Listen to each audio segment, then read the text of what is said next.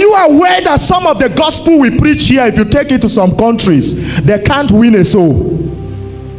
You know why? Because those gospels are not needed there. You are talking about money. You are talking about people's life's necessity. Their government has already provided it. So what do I need Jesus for? So what faith are you preaching? I should believe God so that he could make me into what? What I already have enough of. What I don't need Jesus to ever have. Africa has a key role, and that is why the devil will not leave us alone. Don't expect it. Don't expect it. Even in the matter of the cross of which we just sang, who was the man that was to help Jesus finish the journey of the cross? Who was he? An African man. An African man. There is something about Africa,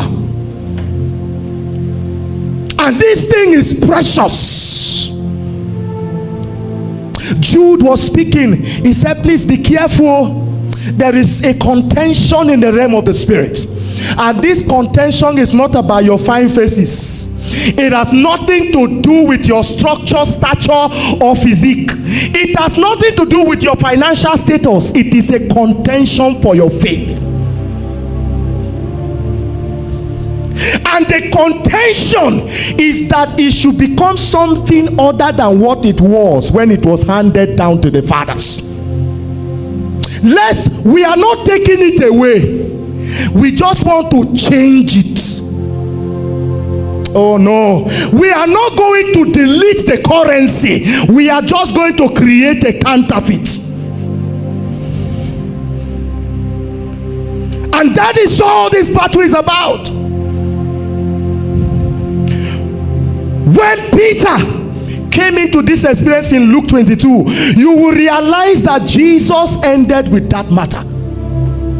He says Satan has taken permission to sift you as wheat. He said, but I have prayed for you. Why? That your faith fail not. Because the permission taking has one target. Only one thing is the target. Only one thing is meant to fail. Your faith. You know, this thing, we don't know that this thing is precious to the devil. The faith is not complex. The day you become more conscious of another reality other than him, you have lost the faith. It's not that difficult. That is, you have become more conscious. Some other reality has become bigger. It's a more pressing reality to you than what he has said, than his total counsel, and than who he is to you. That faith has failed. It has failed.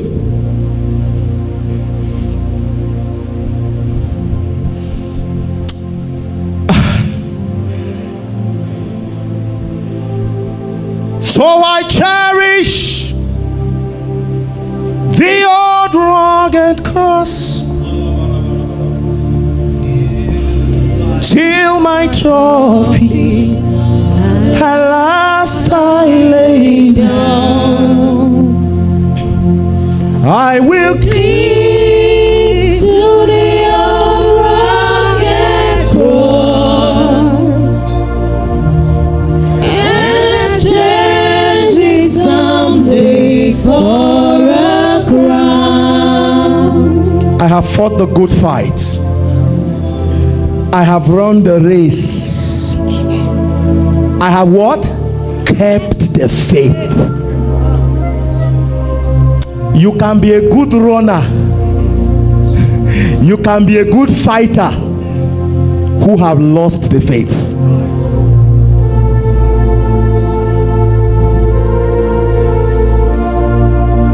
What can be kept can be lost. Whatever requires a keeping is at security risk.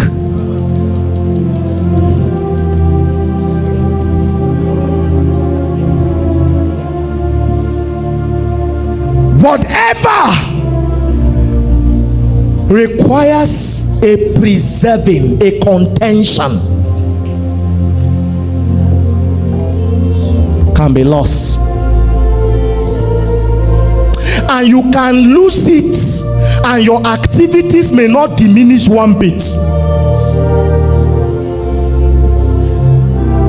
You can lose the faith, and actually your activities can multiply at the same time. Oh, the deceit of hell is to help you multiply results when you have lost the faith. You are counting results, but what matters most is lost.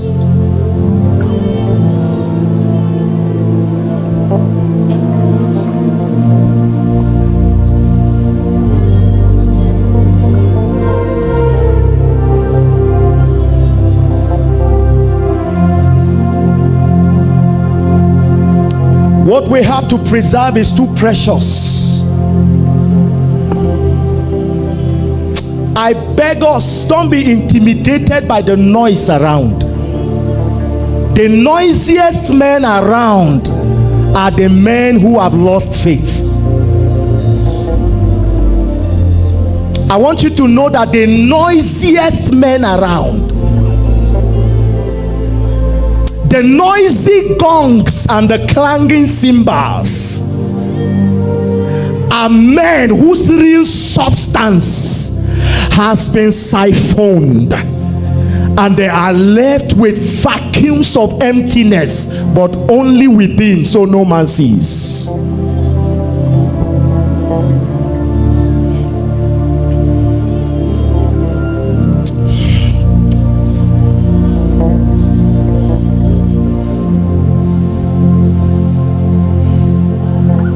There was a song they were singing when I came in. Can you raise that piano a bit higher? Just raise it a bit higher. Thank you, sir.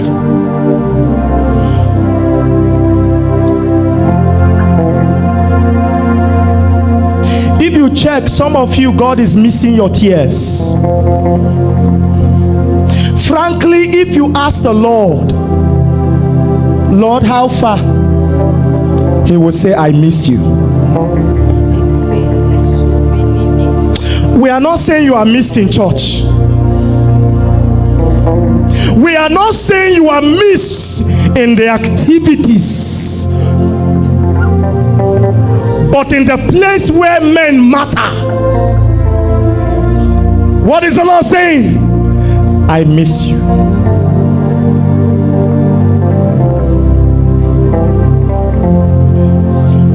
Where have you been? Where are you? And he's asking a man that is fully active. Where are you? Where are you? An orator is asking, where are you? I have not come to preach tonight. We don't have enough time for that. We don't have enough time to enter the Bible. We have just come to stir our spirits onto the faith we once received from the fathers.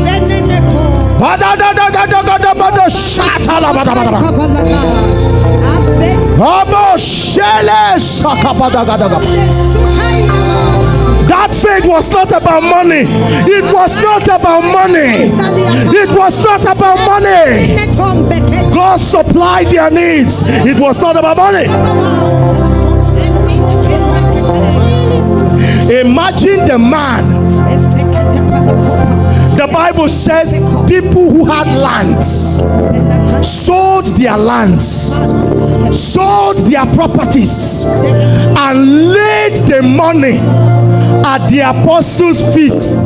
Imagine that kind of apostle appearing before a beggar at the beautiful gate, and is telling the beggar, silver and gold I have none. Because the man was not touching church money.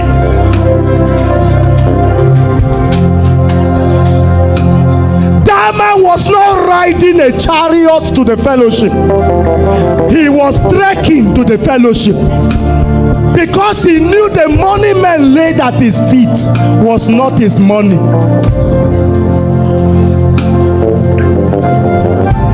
And yet that man never preached money as a sermon. He never felt the people were too insensitive. Why are they not taking care of their bishop? Why are they not taking care of their man of God? We need to begin to preach prosperity. If you don't preach giving, these people will not give. Excuse me, a murderous Cain who preached giving to him before he knew how to offer an offering to the Lord. Who taught him giving?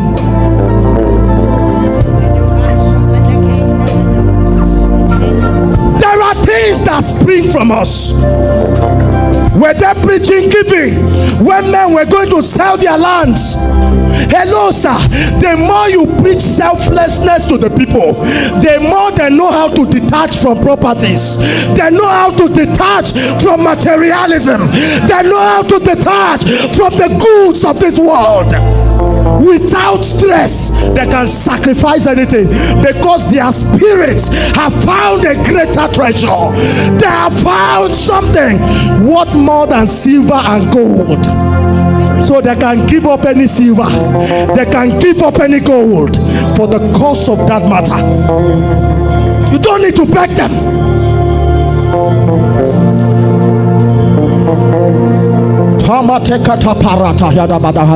Just begin to pray in the Holy Ghost and ask for the baptism of the spirit of this faith that was once upon the fathers.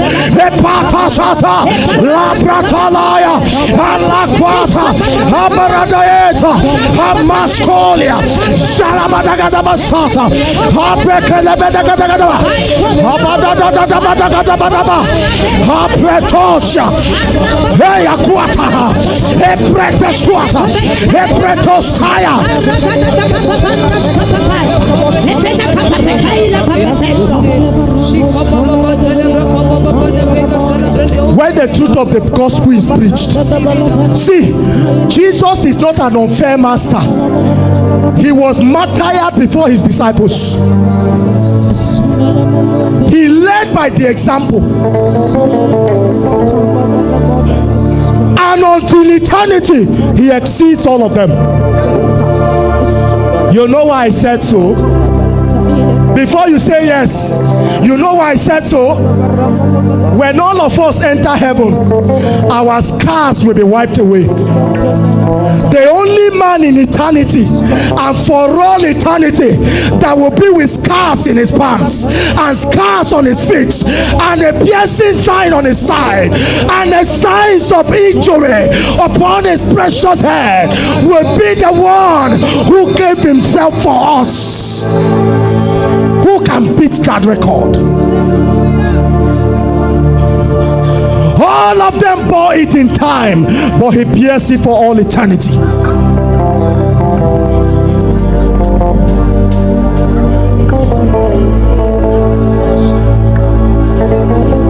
So I cherish the old rugged cross. Just pray, just pray, just pray. I am stepping down now. Just pray till my trophy. Alas, I lay down, and I will cling. Just sing, sing. Declare that to the Lord.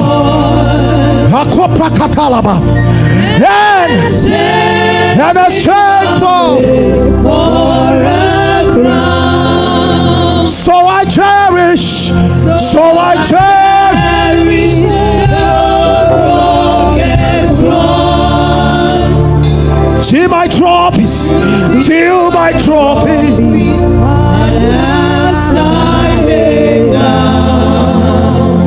I will cling, I will cling.